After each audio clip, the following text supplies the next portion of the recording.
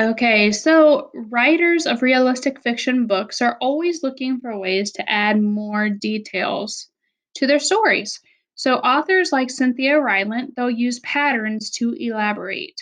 And so we're going to go back to this mentor text that we looked at last time, Henry and Mudge and the Happy Cat, and we're going to look at some examples of how Cynthia Rylant used patterns to add details and elaborate.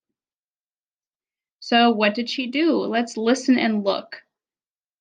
It loved three things about Henry's house. And right now she's talking about the shabby cat. It loved three things about Henry's house.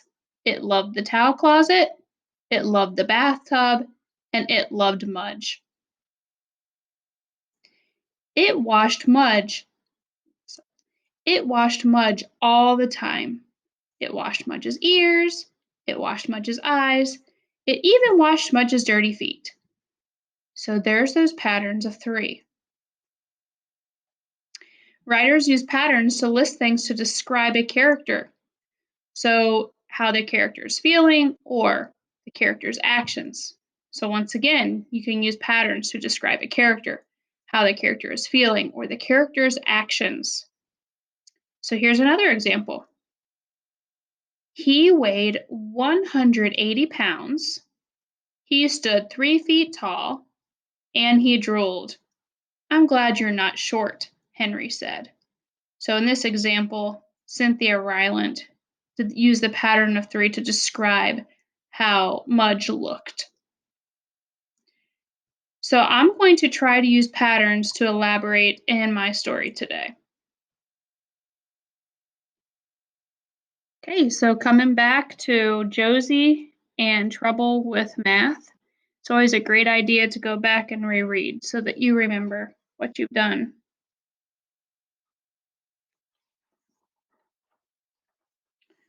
Josie crumbled up the math skill sheet and threw it on the floor. This math is so hard. I will never pass my test. Josie winced. I know that math has been very hard and frustrating. I think I like the word for you.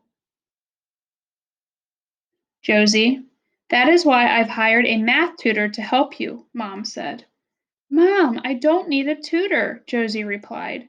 I think you do, and I want you to give it a try, Mom said as she walked to the door. Ding dong. The doorbell rang, and I could hear my mom talking to someone quietly. Suddenly, I saw someone walking into the kitchen.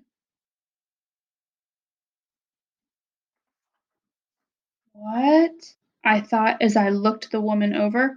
She had jet black hair that looked like strings hanging around at her shoulders. Her huge red glasses covered most of her face. Her giant coffee cup filled the air with the strong smell of coffee.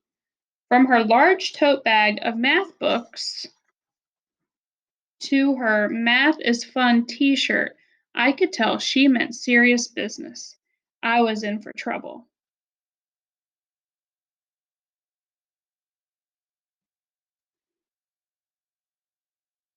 Hello, my name is Miss Numeral.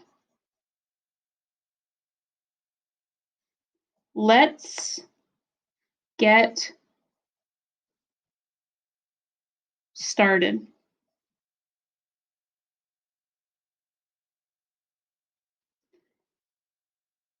She whispered.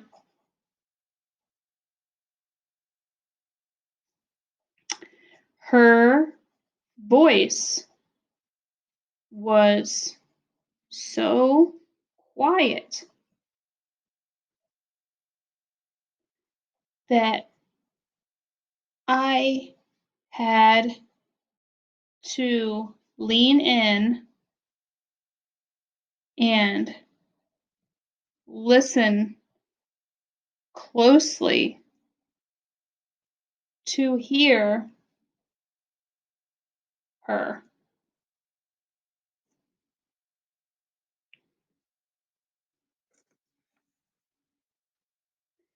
We sat down at the table.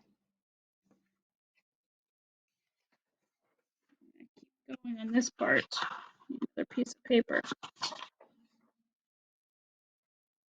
And she started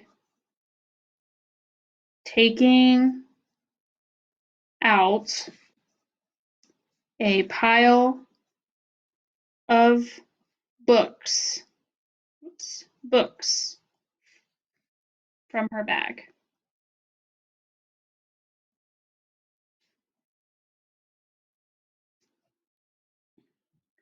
Now I'm going to try to do a pattern of 3 where I describe how an action that she takes. And she started taking out a pile of books from her bag. She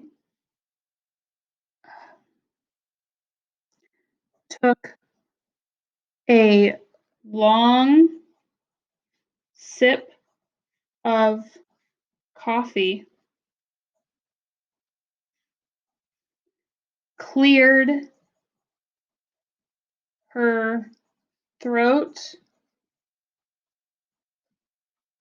and pushed her red glasses higher on her nose.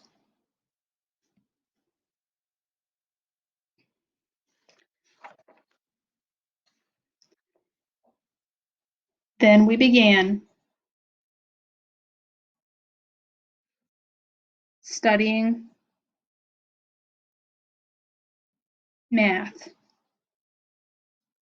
for the next hour and a half.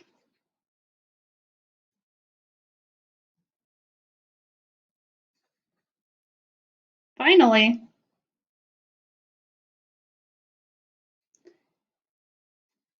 she closed up her notebook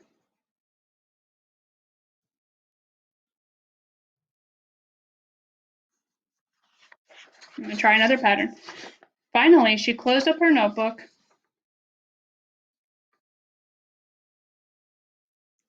Let's see, what would she do? She closed up her notebook. She took the last drink. She took the last long sip of her coffee, then stood up to leave. Okay, I think I did 3. Another set. She closed up her notebook. She took the last long sip of her coffee, then stood up to leave. You've done an excellent job today.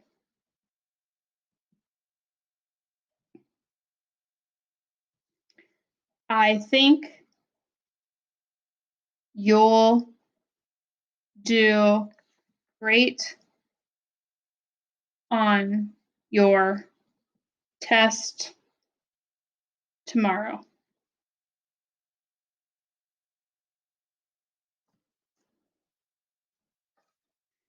Miss Numeral's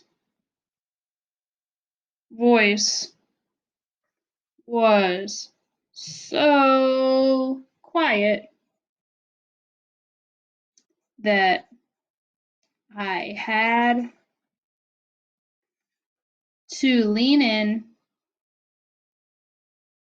to hear her. Whoopsies, that's not quotes. Thank you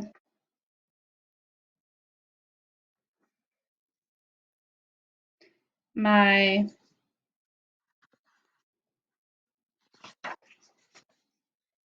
mom and I said as she left our home. Okay, and then I'll be pausing there for the day, but once again, I just wanted to go back and say that Cynthia Rylant, one of those authors that we're studying, she elaborates and gives more details by using patterns of three. So I tried that in two different spots. Let's go back and look real quickly. Here it is. She took a long sip of coffee, cleared her throat, and pushed her red glasses higher on her nose. Okay, so that's one place where I use my pattern of three. And then I tried it again because it was actually pretty fun. So here it is again. Finally, she closed up her notebook. She took the last long sip of her coffee, then stood up to leave. So, frogs, today in your writing, I want you to continue to use all of those skills that you've already learned and then add one more to it. The one you're adding today is to try to write something in patterns of three. Also, one more reminder, all of your realistic fiction stories, they need to have a problem and then you need to solve it at the end. So, like for example, the problem for the story that you're listening to today, Josie and trouble with math. The problem is she's having trouble with math. It's hard for her. The solution is going to be that she has a tutor. The tutor helps her with math. And then, as I've already said, because I planned out my book, at the end of the story, she's going to get an A+ on her test. Okay, so make sure that in your realistic fiction stories that you have a problem that is going to be solved at the end. And it even helps a little bit sometimes if the character learns a lesson. So Josie might be learning a lesson that sometimes it is okay to ask for help and to get help. Sometimes you need extra help, and that's a lesson I think she's going to learn at the end of this story. Okay, so one more quick review. Today in your writing, I would like for you to try to use the patterns of three to describe how a character is feeling, an action they're taking, let's see, or how maybe something looks. All right. Have a great day. Bye, frogs.